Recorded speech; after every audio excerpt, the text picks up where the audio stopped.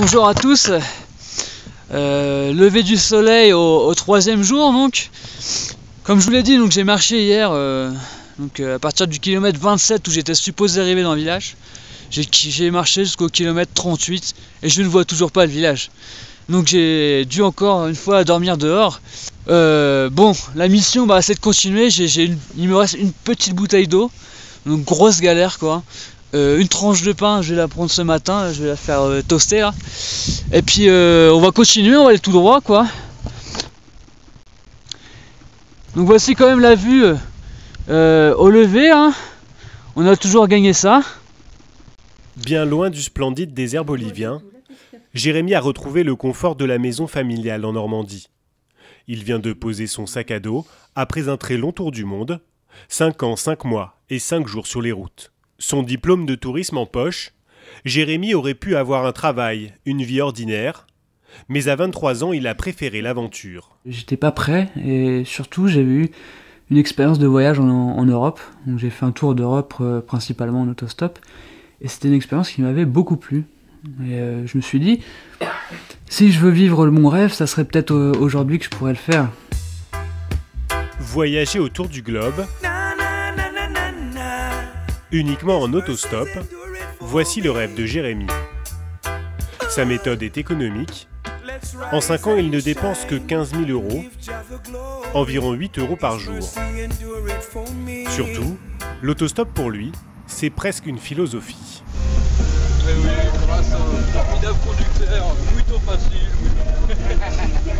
L'autostop pour moi c'est une façon qui m'a permis de comprendre le monde à partir du point de vue des locaux, puisque c'est les locaux à chaque fois qui s'arrêtent.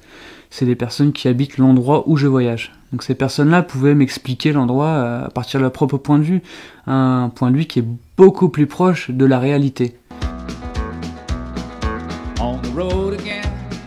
Avec son pouce, Jérémy traverse ainsi 71 pays, 180 700 km, à bord de 1752 véhicules.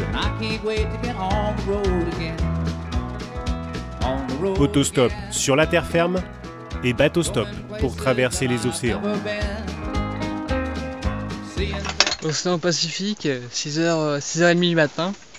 Je me suis levé ce matin, il y avait un vent, un ouragan à force 10, force 10. Regardez la force des vents.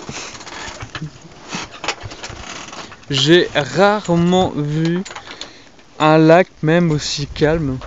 Et là on vous dit, c'est l'océan Pacifique. Dans les pays qu'il traverse, Jérémy suscite souvent la curiosité. Il est invité un peu partout à raconter son expérience. De ces rencontres, le globetrotter retient surtout la gentillesse des gens, souvent prêts à lui venir en aide. Bonjour, on est dans le haut de l'état de New York et on est touché par une petite tempête de neige. Donc on est bloqué dans un village devant un restaurant ici qui m'a offert un petit café et une paire de pizzas. Sur 1752 véhicules qui m'ont pris en stop, jamais personne ne m'a attaqué ou ne m'a volé. Donc ça, je peux dire, c'est 100% de réussite à ce point de vue-là. On espère que le pouce va bien marcher et qu'on va trouver un lift assez rapidement pour sortir de cet endroit. Il nous livre son astuce pour communiquer partout dans le monde, un carnet où il explique son projet dans toutes les langues. C'est donc bonjour, je fais le tour du monde en autostop, je cherche un conducteur qui va dans cette direction-là, est-ce que vous pouvez me prendre en stop? J'ai arrêté les véhicules et je leur faisais voir cette petite lettre-là. Le prochain, on trouvera peut-être un autre véhicule qui va dans la bonne direction. Donc à tout à l'heure. J'ai aussi dormi dans des hôtels, mais toujours qui étaient économiques. C'était à peu près 5 $ pour une nuit, donc ça fait 3 à 4 € je pense. Ça m'est arrivé aussi de dormir dehors, quand je faisais du stop et que je me retrouvais au milieu de nulle part et qu'il n'y avait pas d'hôtel, pas de couchsurfing, pas de gens pour m'aider. Je dormais à la belle étoile. Ça arrivait pas mal de fois, peut-être 60-70 fois en 5 ans. Et la dernière, oui, c'est l'hospitalité naturelle, donc les gens qui m'hébergeaient chez eux. Des gens que je rencontrais par hasard, des personnes qui prenaient en stop ou qui m'invitaient quand je passais devant leur maison dans un village. So water, flour and